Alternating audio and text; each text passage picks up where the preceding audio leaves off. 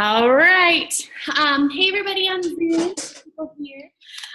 So we're getting started tonight. I feel so usually it's formal. But we're getting started tonight. We have our I Commit to New challenge through the Health Cube. And the theme because it's Valentine's, right? And so we've been doing these kind this of is stuff. Justin's wife. She's doing a little We did. on Hey, Jess, can you mute because we're seeing all of your lifting yourself. background noise? Not me. Oh, I got it. okay. Here's something. That's not that difficult to use. I don't know. Yeah, no, Okay, just- cool. No, okay. It's kind of a cool thing. But we decided to do we started in January with these kind of seminars because we talk about how it's 80% nutrition, 20% fitness, and then it's 100% mindset, right? So we're like, what can we do to really focus more on the mindset piece? So we did our vision board kind of seminar talking about goal setting, how to set good goals and things like that, and kind of putting them visually on vision boards so it's something that we can visually see, and kind of that whole idea, if you've seen The Secret, right? Visualize what you want and it will come to you. So we started with that, and then that brought along February, where we decided to focus on the month focus during the month on love. And I was like, oh, this is gonna be so cheesy. We can't do love. Like, what seminar are we gonna do on love? And I was like, wait a minute. Self-talk. We are going to talk about self-talk. We're going to talk about patterns of thinking and how important that is, because it is like thinking about our thoughts and how they impact our behaviors. That's a lot of what I do in my job every day.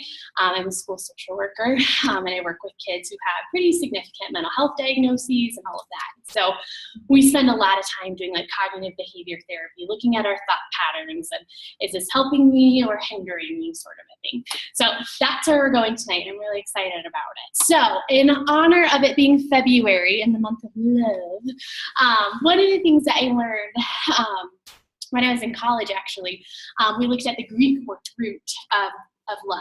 And so love actually has 6 different types. And I think, get here, kind of did this. Here we go. So we have the 6 different types of love. Oh, and did we pull this up on here, Scott? Did you do share screen yet? No. Then no. Okay. Can you pull that up? I emailed it to you. And I'll just so that way people online can see. But we talk about the 6 different types of love. Because if you're like me, I think of love and I think of like, oh, like romantic love, right? All the cute romantic comedies and that sort of stuff. And it's interesting because like we talk about love and we say, oh, I love Herbalife. Oh, I love Tokyo Jokes. I love my kids. I love my family. And it doesn't all mean the same. They're different types. And so kind of I just listed all the 6 different Greek types of love. So there's obviously eros, which is like that passionate, romantic love where you love somebody, right? And then we have philias, which is like that deep friendship. Like you have that really good friend you've known for a really long time. It's that really like true kind of friendship. And then we have the ludus, which is like kind of playful love. So like when you do fun things, right? So like I'm married to Justin and we go out and we do fun things, whether it's hiking or I kind of think of like back when we were first dating, we do like crazy bowling trips and all this crazy stuff that we did. And it was playful and fun.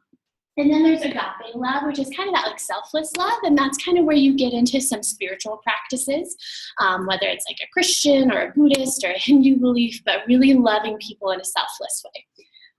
And then pragna love, this is long-standing love. So people who've been married 50 plus years. People who love each other for a very long time. It kind of comes from the word pragmatic, that's what I think, which sounds kind of like, that's boring. It's actually an amazing kind of love because it's this love that's just long-standing and it's been there for a very long time. And then the last one is, I'm not sure how to say this, philautia, I think. Don't quote me on that. But philautia, which is self-love. And there's 2 types of self-love. So we don't want to go the route where we're like narcissistic, right? There's that kind of self-love. Trying to think of what the Greek myth is, the guy who looks at his face and can't stop looking at his face. I can't think of it. Like, oh, but anyways, they'll come to me tonight when I'm trying to sleep. But yeah, there's that kind of like narcissism, which is not what we're aiming for. But it's more of that like kind of loving of yourself, taking care of yourself, and really kind of respecting yourself is kind of how it's explained. And one of the really great quotes that I found here was that all friendly feelings, oh sorry, I have to do 2 PowerPoints, there we go. All friendly feelings for others are an extension of a man's feelings for himself. And so we hear when Leslie Stanford it was one of the training shoes, I don't remember which one, but she talked about how, you know, if somebody tells you no, like you're doing your Herbalife business and somebody tells you no, it's not you. Like it's an extension of that person. That person has stuff going on within them, which is why they're responding and saying no or whatever their response is. And I think there's a lot of truth in that the way we think of ourselves, the way that we just promote different ideas for ourselves really comes out in our actions towards others. So that's kind of the background for love. That was kind of the research that I had to do for this specific seminar. Because it's like, well, talking about love, well, what do we go through? Because there's so many, it's just such a big and a broad topic. So really thinking about all the different kinds of love, that's really kind of the Greek root of things. And so we're going to focus really on that kind of philautia, I cannot say it, philautia love, but that really type of love where it's kind of that more self-respect, and really looking at that through a lens of kind of like a clinical way and looking at our thoughts and how that really impacts ourselves. Alrighty, let me see where I'm going next. Okay, so I wrote on the board for you guys, this is kind of the question I want you to think about, is that what's a goal you've attempted to achieve and you were unable to? So I want you to think about that for a minute. Like what's a goal you've tried to achieve and you weren't able to? And for some people, like for me before Herbalife, that was weight loss. I had always been like, oh yeah, and I was going to set a goal and I'm going to lose 20 pounds by this summer. And summer would come and go and I wouldn't do it. And a big part of it was I had no idea what I was doing. I had not been introduced to Herbalife yet. I had a very unhealthy lifestyle. And it was one of those where it's just like, I don't know. No idea. And so, and a big part of it too, we'll get into kind of those thought patterns and we'll go more into that. But I really want kind of the focus to be on something that you've tried to achieve. It might just be one time, it might be multiple times you've tried to conquer this goal and you haven't been able to. So I want you to keep that in the back of your mind. And then we're going to come back to it in a few minutes when we kind of go through some different things. Perfect. Okay. And actually, we might even go more of like a half hour tonight since we don't have quite as many people present. Because I'm just looking at my agenda and I'm like, oh, let's see. Depends on if we're chatting. All right. So thinking about a goal you've attempted and you haven't obtained. Do we have it? Yeah. Okay. It's like I don't want to rush you. All right. So what we're going to look at is our patterns of thinking. This is where I get to geek out and talk about the brain because this is what I talk about a lot at work and it's just fun. So this is where I'm going to get you involved, right? So I want everybody to take your fists, like so. Yeah. Then you're going to smack them together, yeah. And just hold them, yeah, there you go.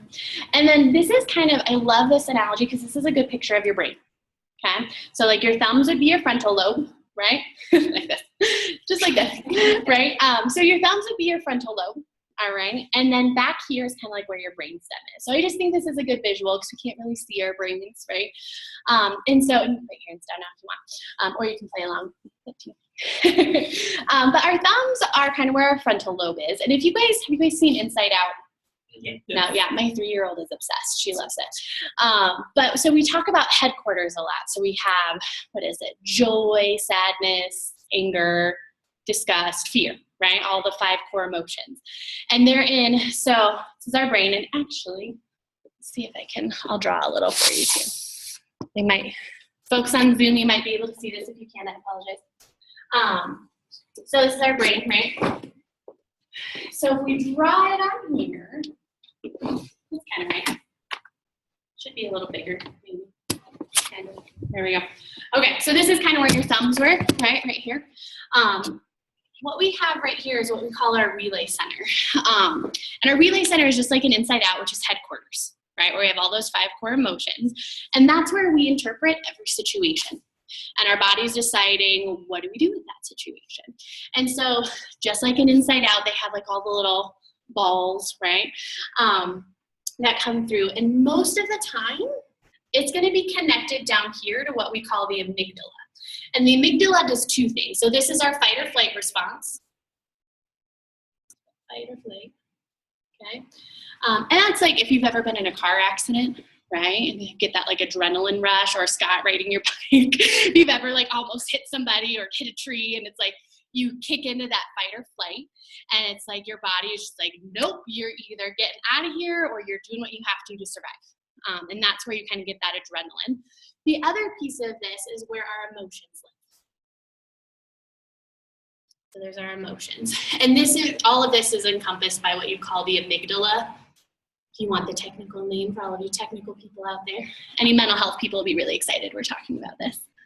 But this is where kind of all of our survival tactics are. So whether it's, in a relationship, if you're married, right, and you get into disagreements, I don't really call them fights because you're not like fighting, you're usually disagreeing, right? And it is, you get into this emotion mind, and it's really hard to think clearly. I talk about it that you lose your IQ points. The more escalated you get, the less rational you're going to be thinking, right? And I'm guilty of that a lot. Justin, don't tell stories, okay? You do. Oh, perfect. Can I do that at home? Yes. Just kidding, love you. But yeah, so our emotions, and we live there. And another concept too, I'm gonna go on a tangent for a bit. Have you guys ever heard of Marsha Linehan? Does that sound familiar? So Marsha Linehan is this gal who founded, it's called dialectical behavior therapy. Really big word. But it's basically looking at, we have 2 parts of our mind, right? So we have emotions, okay, kind of like our amygdala, right? And then we also have logic. And logic is, so I grew up on Star Trek, come in peace. Watched Star Trek all growing up as a kid. And logic mind is kind of like if you're a Vulcan, right? The Vulcans are void of emotion. It's all about the facts, the rational response. What is that? And so really kind of what she talks about is we want to get here, which is wise mind. Because we are humans, emotion is important, right? We want to validate our emotions. Our emotions kind of cause us to do different things. But we want to get to this place where it's balanced, because if I just live in emotion mind, I'm probably not going to make the wisest decisions, right? Like I'm in Vegas, oh, I'm so excited, I won $100, and then I keep playing, and oh God, I'm thousands of dollars in debt now, right? So if we just live in emotion and we ignore logic, we don't make the best decisions, and that can be applied in a million different scenarios. But yeah, so that's that wise mind piece. So going back to kind of, I think they'll be able to see, to where we are at in the brain. So we have our relay center, right? We should label that. There's our relay center, right? So there's an actual physical connection to our amygdala, which makes us much more likely to respond emotionally or fight or flight if we're like physically in danger, yeah? So what we have to work on, and this is with my students that I work at in schools, is what we work on the most, is we want to operate from our frontal lobe, which is all up here. That's all of our rational thoughts. So when I had you put your hands together by your thumbs, everything right here is where we control our thinking, where we rationalize things, kind of where this logic comes in, and we're able to make better decisions. And so kind of what we're going to talk about tonight is that when we don't really focus on our thought patterns, it's kind of a missed opportunity, because if we're trying the goals that you wrote down that maybe you've tried to achieve over and over again, you haven't been able to, it's looking at your thought patterns and how that's impacting the progress on your goals, right? And whatever that looks like, we have a million different types of goals, right? And just how that's going to impact it. So what we have to do through our pattern thinking is make connections. And so this is, because like I said here, there's an actual physical, like in your brain, there's an actual connection between the relay center and your amygdala, which makes sense. Like it's responsible for keeping you alive if something goes wrong, right? Like I would want to make sure that my body's going to respond quickly so that, I can jolt myself out of danger. But the hard part is for us to have really good, this is kind of where we develop what I would call coping skills, all of these connections, is through our neural pathways. So I'm trying to think. I'm running out of room. I'm going to erase Marshall Linehan. Love you, Marshall. You're going bye. So when we talk about neural pathways, so when we have thoughts, like it's very much of a pattern, okay? Thinking about, let me see where I'm at in my outline. I get really tangential, so I'm like, I need to go in a order here. Okay, so we talked about the brain. Neural pathways, I'm right on track. Okay. So neural pathways, so we have habits of thoughts, and it kind of turns into what I would call like a superhighway, yeah? So the way that I kind of do it is I draw this picture, right? We're going to talk about a story of like Lissa before Herbalife, yeah? So here's my house, and let's just pretend like catty corner from my house, where did I like to go before Herbalife? Like, I'm just going to say McDonald's because, don't judge me. Okay. I did. I loved McDonald's, and I loved them for their large sweet tea and fries. Like that's what I would like. Had a stressful day. The sun was out. The day ended in Y. I'm getting a sweet tea and fries. That's what I'm doing. This is me before Herbalife. That was that unhealthy lifestyle, right? So let's imagine that there's this giant field between my house and McDonald's. Yeah. And so because I was trying to be healthy, right, I would walk there. And let's imagine that I went here every day, back and forth. Actually, I'm gonna use a different color so you can see that a little better. And just imagine like I had gone there every day and just gone back and forth, back and forth, back and forth. Just like if you go hiking and there's a dirt trail, you see where everybody goes, right? This is the path that we take. And then if I want to take a new path, right, it's gonna be kind of rocky. Like it's gonna be hard to get here and you're not really gonna see my path, yeah? Whichever way I try to go. Yeah. So the same thing happens in our brains. So I'm trying to think of an example. So like in my journey, so like weight loss was always something that was like this far off thing, like, oh yeah, I'll do that someday. I can't do that one. And so part of my distorted thinking was, oh, I'm not good enough to do that. I'm not strong enough. I'm not athletic. I can't do that. Right. So my core thought would be, I can't do that. Right? So that was a super highway in my brain that I would watch, even good friends of mine that were really like stellar athletes that played volleyball and basketball and tennis and were, these amazing college scholarships they got. I'm like, I can't do that. Yeah, right. I can't do that. Oh, people going hiking at 14, or I can't do that. I can't do that. And so you get this super highway in your brain that something new comes up and I can't do that.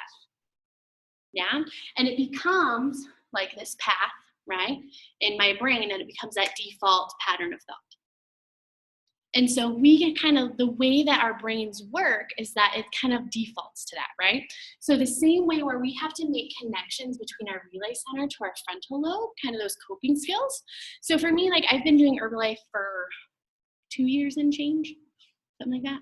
Yeah, like 2, I have to count. 2 years and change. And that's something that's really changed for me and my patterns of thought is that rather than I can't do that, it's turned into, yeah, I can. Kind of if you Jessica Biel, whenever she would lead workouts, she'd be like, yes, you can. Yes, you can. And she would kind of joke about it, like it was a funny thing, but it was life-changing for me because it was like I'd be struggling through a set, like, oh my God. I'm like, yes, I can. Yes, can. I can do this. Oh my God. Or the first time this is kind of blasphemous being from Denver. I was never really much of a hiker, never went skiing. Like I grew up in Denver and never did these things. And a big part of it was my mindset. It was, I can't do that. No, I can't do that. I'm not strong enough to do that. No. I'm not one of those girls. I can't do that. But over the last couple of years in that journey, it's that change in mindset, change in my pattern of thought. Like, yeah, I can do that. It's probably gonna be really hard. And I might look a little crazy doing it because I don't know what I'm doing. But I'm gonna try it. I'll try. I can do that. Yes, I can. I can do it. Right? So it's that change in thought where eventually this path is going to get overgrown. What was once a super highway is now going to become like a deserted road in your brain because you're thinking of it less and less. Does that make sense? Yeah, okay. I can like jabber on and I'm like, I think so. Maybe we're getting this? All right. So that's kind of the way neural pathways work in our brain. And we get into when I work with students and families and folks in like a clinical therapy session, we talk about distorted thinking patterns. And so there are a whole bunch of them, and I listed them for everybody. Will you just flip the arrow on that for me? Thank you. And these are all the different types of distorted thinking. So there's a whole bunch of them. I'm gonna have to operate from my memory and remembering all of these. I used to know these in college. I was quizzed on these. But filtering is kind of like Instagram, right? You know, you have a filter. And so it's seeing what you want to see, right? So if I'm kind of being negative and like today, I was really negative today. I had a rough day today. I was driving all over. I was at one of my centers up in Greeley. I got stuck on 85 coming down here. I was an hour later than I wanted to be. Like, today sucks. And then it's like, no, it doesn't suck because I get to be here. I get to talk about the brain tonight. I love talking about the brain. Like, Justin's not here to give me the face where he's like, oh, do we have to? I'm like, it's really cool. I show him all these things and he's like, yeah, that's nice. I'm like, you're patronizing me, but fine, it's fine. At least you're listening. But it's kind of that idea of I have to get out of my own head, right? I'm not going to filter things through a negative lens or seeing what I want to see, right? If you know people who, or this could be also like politics, right? It's all the political ads right now. It gets biased. They're filtered because whatever party it is, wants you to see a certain piece. So it's a filtered thought. Yeah, filtering, that's that. Polarized thinking is also like black and white thinking. It either is or it isn't, right? So I work with a lot of folks here where I'm like, well, it's not really the way the world operates. My classic answer for a lot of things when people ask me something, I'm like, well, it depends, right? So things aren't black and white. We often have to live in the gray. And that can be really hard sometimes and very much of a pattern of thought that's a super highway for folks. Overgeneralization, and actually let me grab my computer because I'm like blanking out on some of these now that I'm on the spot and I have to remember them. It's here. Oh no, it's not Chrome. Dang it, I clicked on the wrong one. There we go.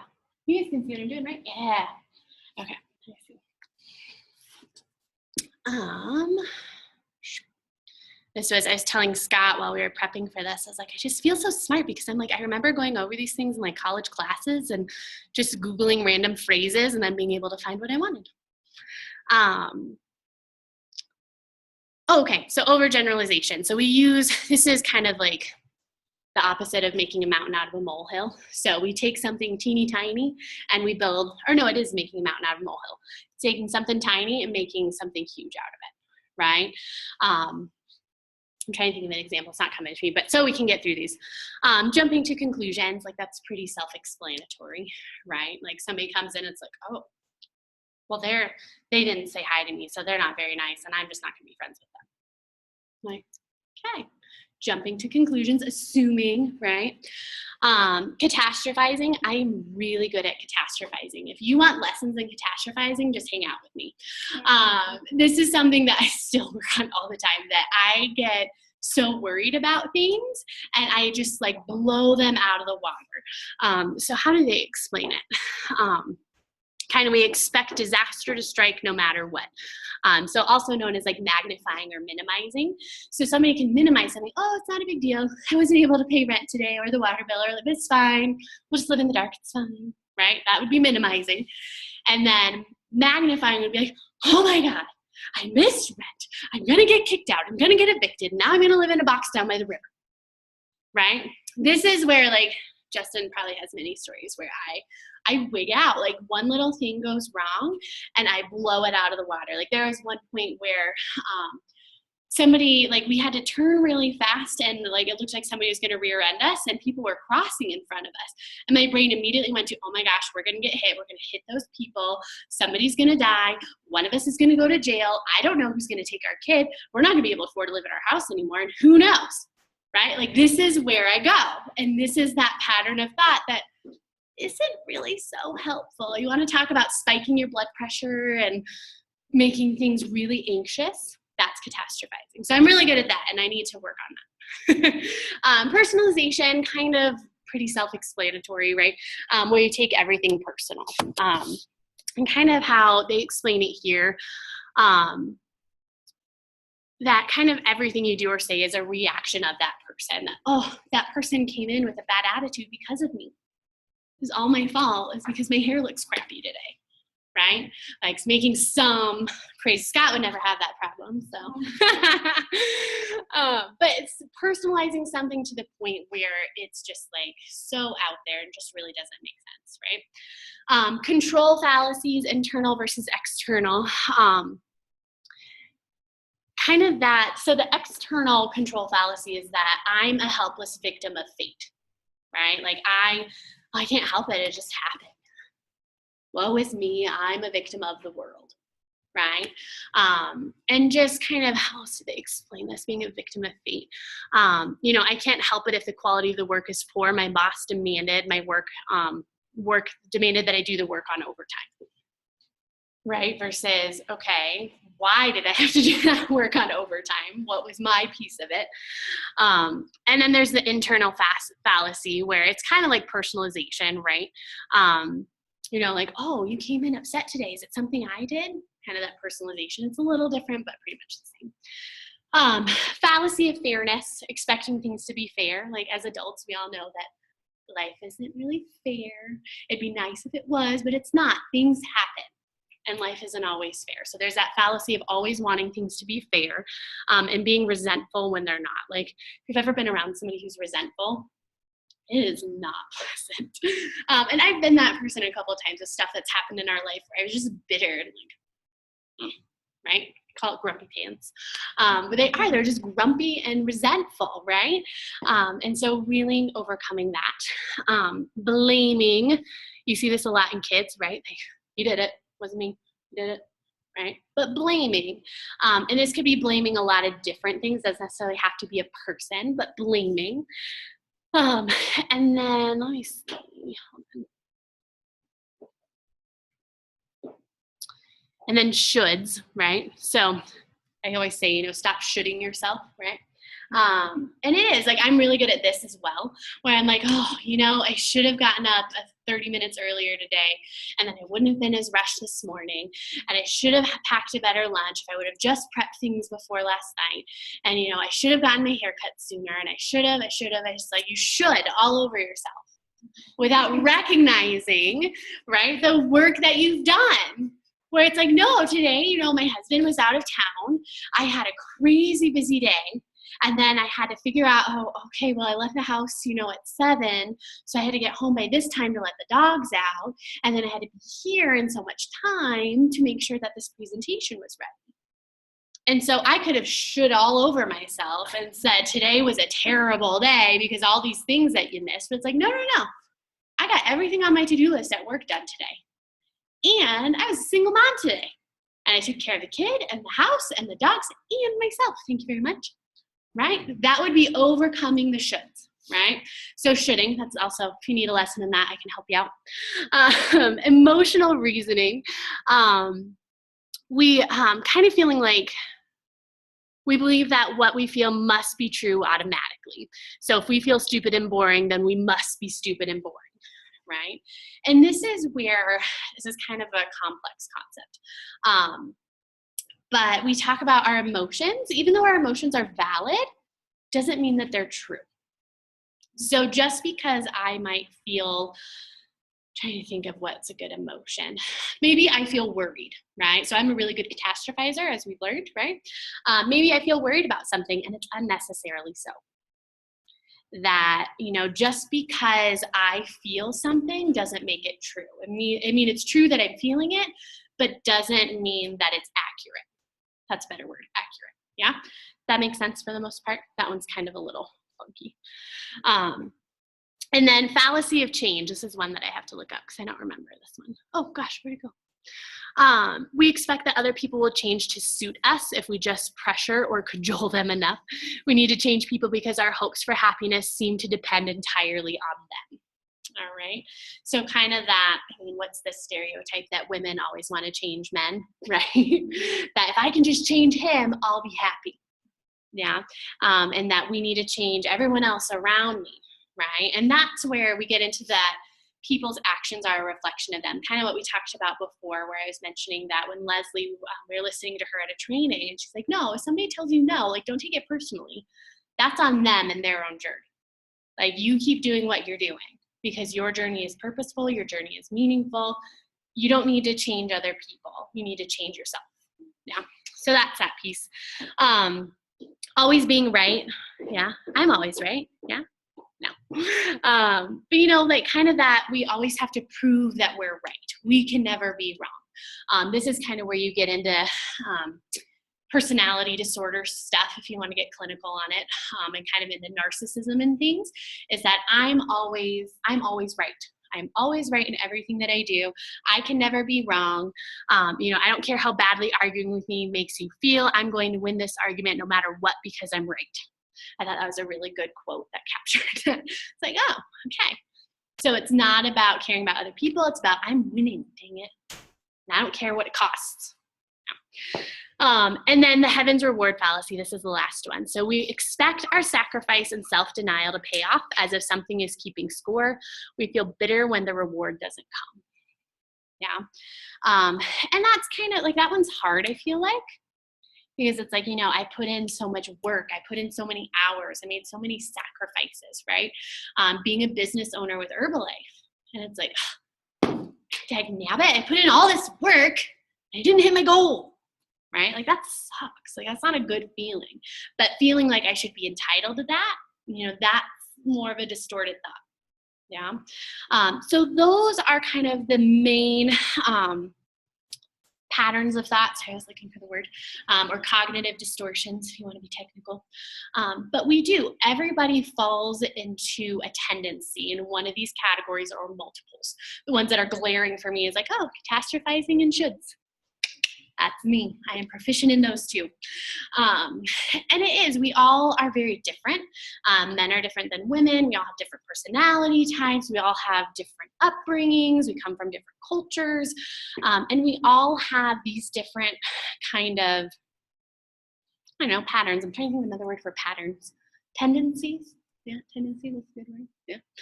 But we have these different tendencies. And so when it comes to our goals, so we started with this question up here, you know, what's a goal you've attempted to achieve and you weren't able to? All right. So I want you to go back to that. And I want you to think through, you know, if it's multiple times you attempted that goal and you didn't achieve it, where was your mind at? Did you fall into any of these, you know, thought patterns? Was any of that happening for you where, you know, maybe I was catastrophizing because one little thing went wrong the first time I tried my weight loss plan and I can't do this, forget it, right?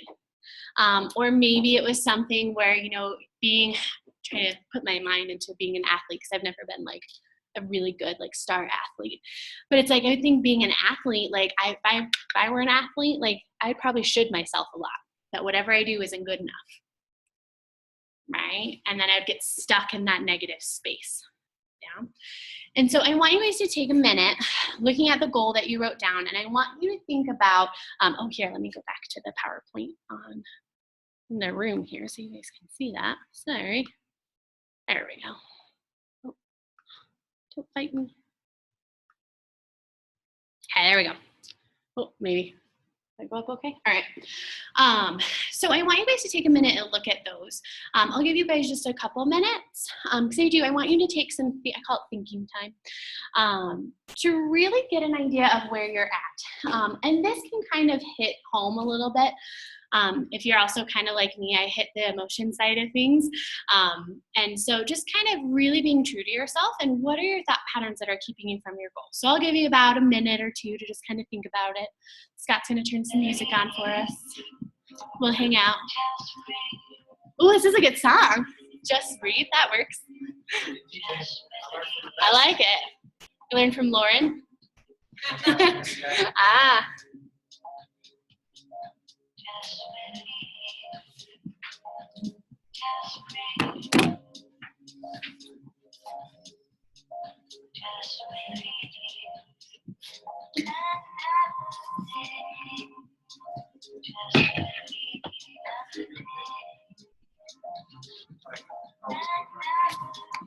I don't know how to do it.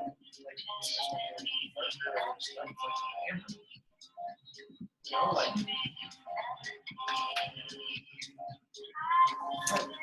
fit and know you're right. But just telling them isn't just or not just showing them understand and like that's what I'm trying to do, but at the end of the day it's because I want them to see that I'm freaking I really did without this, you know, like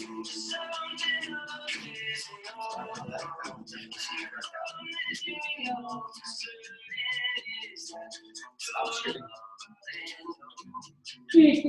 all over myself. That's about my favorite thing. Stop shitting. And all my I should all over myself today. When I love that you just kept saying that. but you can make any word into a verb, right? I think. Okay, so I think it's about good. Scott, can you turn the music back down? I think, yeah, just in about a minute.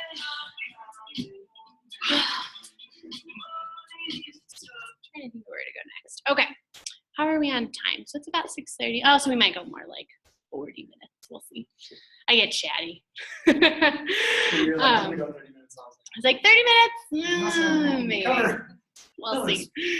But yeah, okay. So you should have taken some time. What did you say?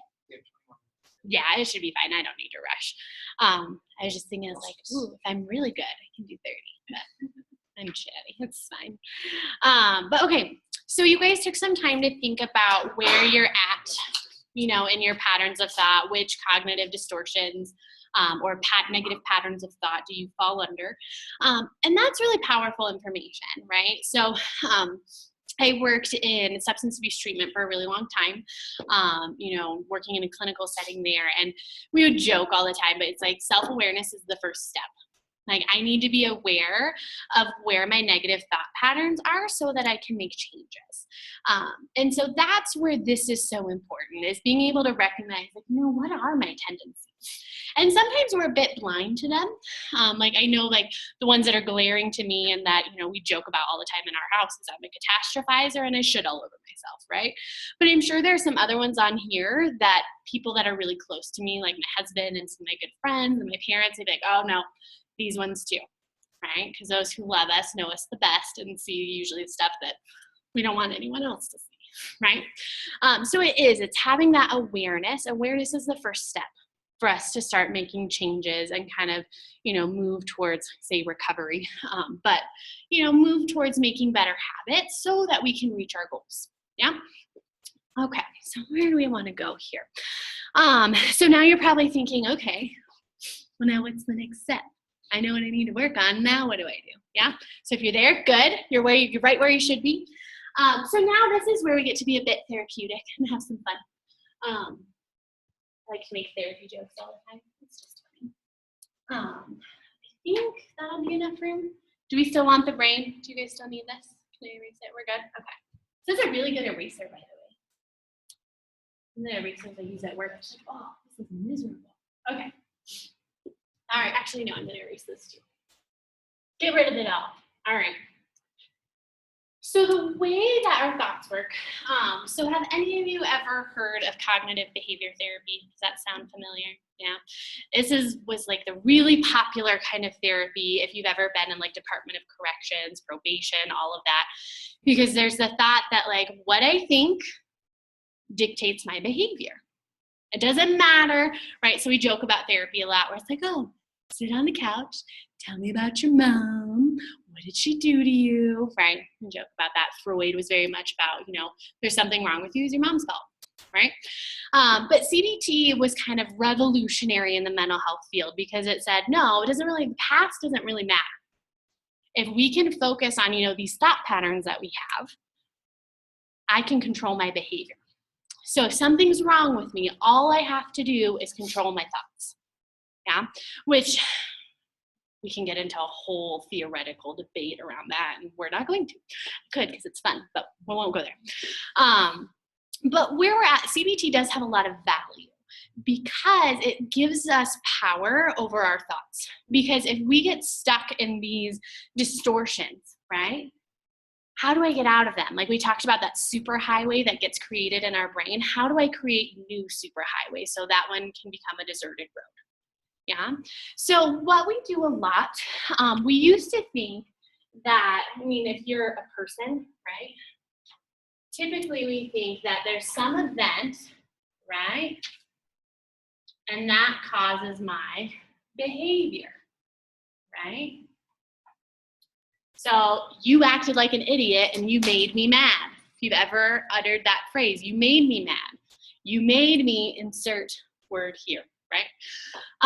And we point the finger, and I always joke, like, don't point a finger because you got 3 pointing back at you, right? And that's what that is. We used to say, or if you're a person, right? Most people say, this event caused my behavior. You made me mad. You made me do this. This is your fault. It's not me, right? The things that we're missing in that equation is our thoughts and our feelings, right? So then we have an event, which leads us to our thoughts, right? And our thoughts are created by a lot of different things, right? It's created by our culture. It's created by, if we have spiritual practices, whatever our worldview is. That's kind of what colors our perception of the world, right? One of the things I was really thankful for was when I was in college, we had to, oh gosh, I forgot what it was called, but it was a worldview paper. And it was a history class, and Dr. Brodigan, he's great, still one of my favorite profs. But he really taught us is like, no, you need to have your worldview. Construct what is your worldview and why is that your worldview? Because that really dictates how I'm going to act in the world, right? Am I going to be somebody that cares about other people? Am I going to be somebody that's really competitive? Am I going to be somebody that, you know, whatever it is, right? How am I going to behave in the world based on my worldview? And that's where a lot of our thoughts come from, right? Kind of our rituals, our practices, our culture, all of that creates our thoughts, kind of the lens that we see things through. So our thoughts, and then that dictates our emotions, right? And that dictates our behavior. So let's take the you made me mad. So maybe what would happen that somebody would be mad? Give me an example. I'm running out of ideas. Scott stepped on my toe. Perfect. Scott stepped on my toe.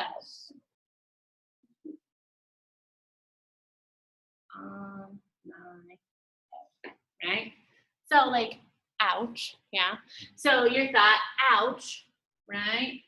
What might be another, like maybe there's an expletive in there, right? Yeah. How could he? Yeah, you might think that. Exclamation point, yeah. And emotions, I mean, what might be some emotions that you would feel there? Sadness. We think of sadness from Inside Out. Oh, like she's just so, I love her. She's hilarious. Sadness. Like probably a little pain. Jeez, right? And then what would your behavior be? What would you do? Punch him? Yeah. We'll say punch him. We can be ridiculous. It's an example. Go meditate in the morning. Yeah. So you punch him, right? There you go. So this is kind of how that works. And it's funny just to do silly examples because we just need it to illustrate the point. But it's looking at our thoughts. If I'm thinking, ouch, oh, expletive, right? How could he do that? Geez, he's so careless. Yeah. And then I'm feeling sad, pain, maybe a little anger, right? And the anger / hurt. So here's my little spiel on anger. I was like, anger is kind of one of those offensive emotions, right? Where it's like, oh, if I'm angry, it means I'm not a victim. But really, if we're angry, it either comes from two places. We're either hurt, physically, emotionally, or we're scared or worried, right? So when we're angry, it's one of those, like, I call them masculine emotions, right? Because I'm angry. Oh, I'm going to get you. But we're usually angry because we're hurt or we're scared. Yeah, so that's that little spiel. Yeah, so this is where, so you've probably thought about your goal, right? And then, so your goal could kind of be the event, right? I tried to achieve this goal. I had these thoughts about this goal. I had these emotions about this goal. And here's what happened. Here's what I did, right? So kind of where I want you guys to go, I want you to take a couple minutes and think about, and this is kind of hard because usually we talk about a specific situation, right? So let's think if I had, like when I was in the midst of losing my first 40 pounds with Herbalife, right?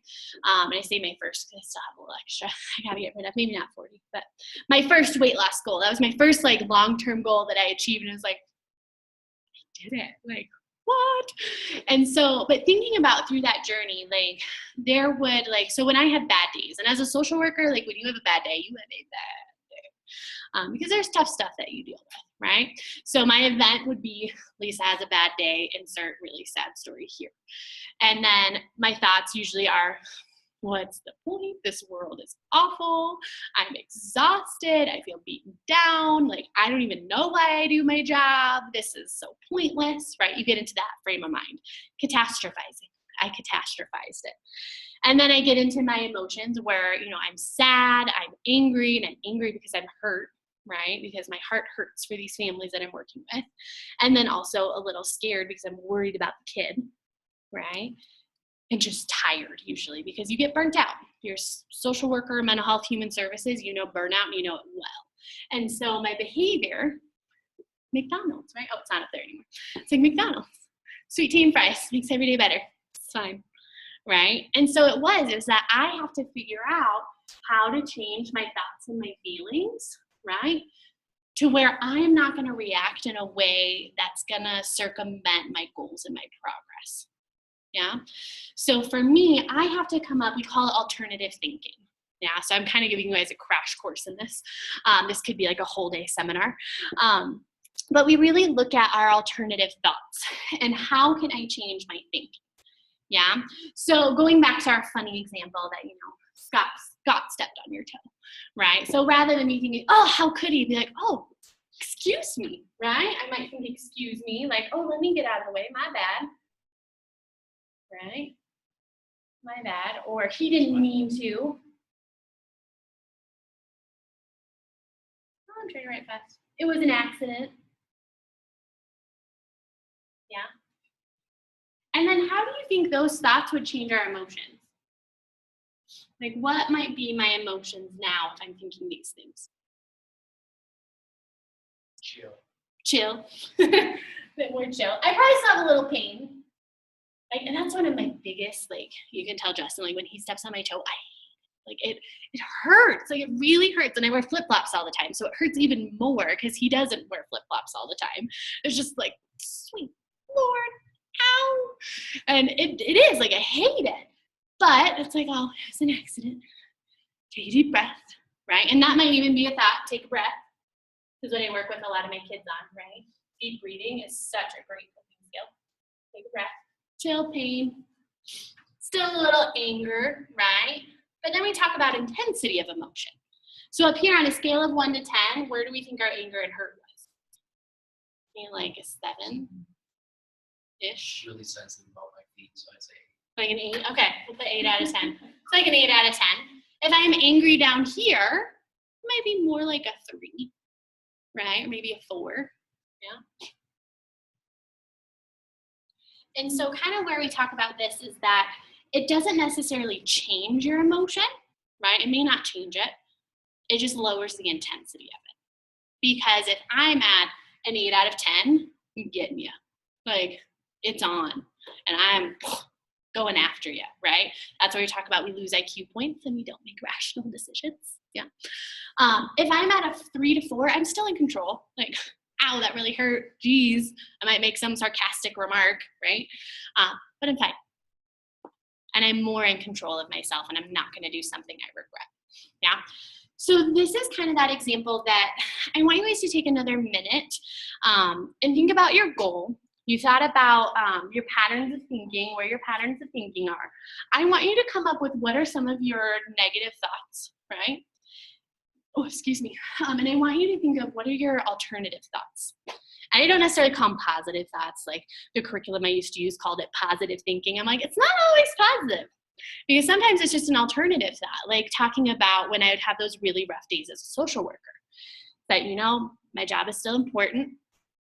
As bad as the world can be, it can still be just as good, right? Those two things exist at the same time. The amazing things that happen exist at the same time as a really awful, awful thing. So it's not really a positive thought, but it's more of kind of a mantra that keeps me going. That both these things exist at the same time, even though they're opposites. So I can keep doing my job and acting in good faith that I'm going to make a difference for these kids. Yeah. So I want you guys to take a minute and think about kind of some of your own alternative thoughts or positive thinking, whatever you want to call it. And then we'll wrap up. I'll go turn on. I'm thinking. See if I'm as good of a DJ as Scott.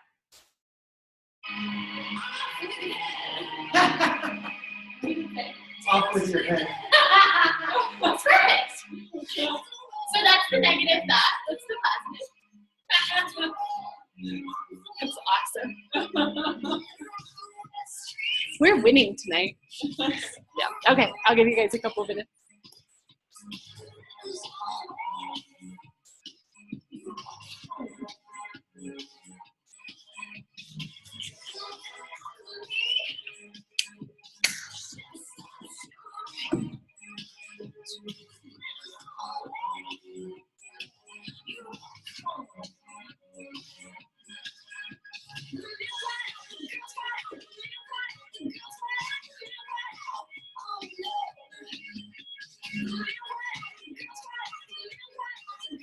I didn't fill out the last box.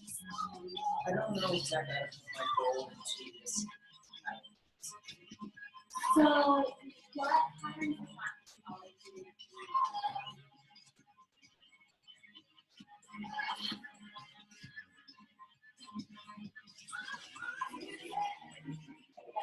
Should oh yeah.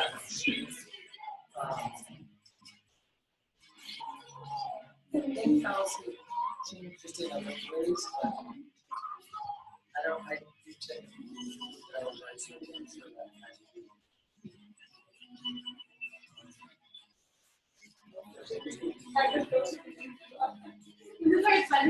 You're hoping I saw that? Yeah. You know, I was thinking earlier. I was thinking earlier. Right, so what you can see.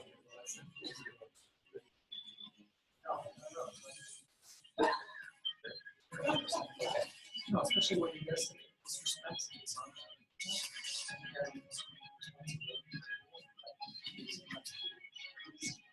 So crazy. Nothing. It's all him. All the rings.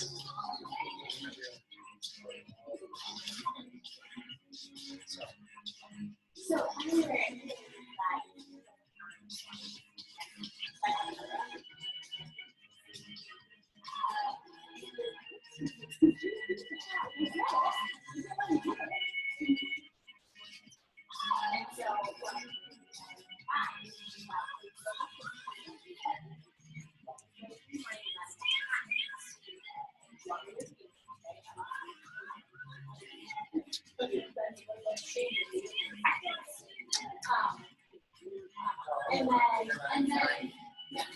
and then, but yeah, so then I'm dying.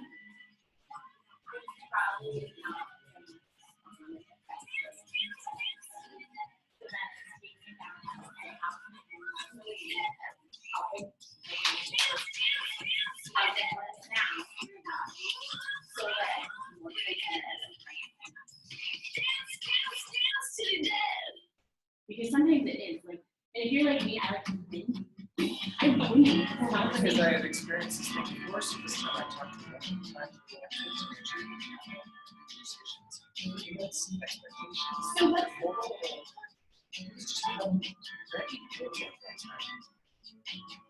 And I feel the just goal like is how are you for able to do that? Sometimes it's either way 11 minutes outside.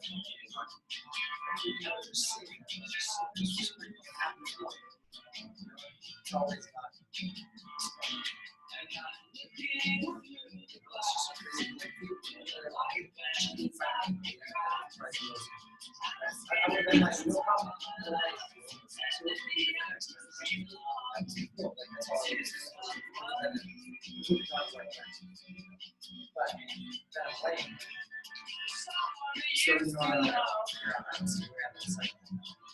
But I think because it gets into an alternative thought for that would be how parents teach and what am I? Not right. It's not your goal is so many times.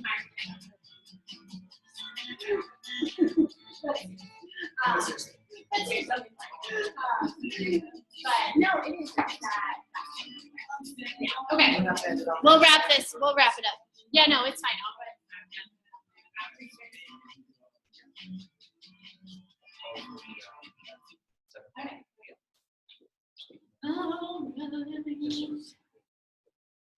Okay, so to wrap it up, so that's really what I've got for you guys. This was a lot of information, kind of just flooded at you. But this is where it is, and I'm totally biased because I am a therapist, I am a social worker, that if you really have a hard time with some of this stuff, this is where really good counseling, life coaching, therapy comes in, because it's somebody to help you work through those thought patterns and to create new habits. Because like we know, creating new healthy habits is really hard, just like changing any other habits that we have. So the final little quote that I have for you guys to end tonight, and thinking about our thoughts, and this is where kind of it really meshes together with love, right? Is that, talk to yourself like you would to someone that you love. And this is where we get into the different types of love and everything, right? Not that it needs to be all fluffy and nice. Like, no. Did you do what you were supposed to do? No, I didn't. Okay, then you can't really be mad about the results that you got because you didn't put in the work, right? Maybe that's a conversation or whatever it is. But just kind of treating yourself with a little bit more care and a little bit more awareness around what you're thinking. And are these thoughts helping me accomplish my goal?